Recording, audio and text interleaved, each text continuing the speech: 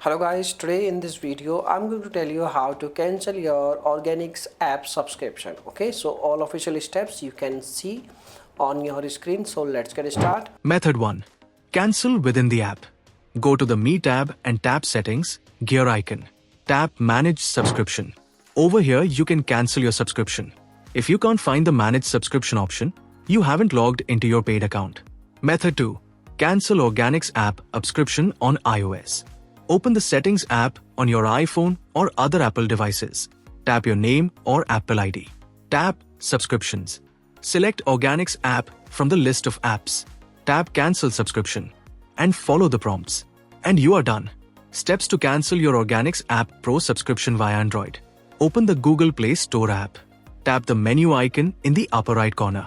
Go to Payments and Subscriptions and then Subscriptions. Select Organics app from the list of subscriptions. Tap Cancel Subscription at the bottom. Choose a reason for cancelling. Then tap Continue. Tap Cancel Subscription for confirmation. And you are done.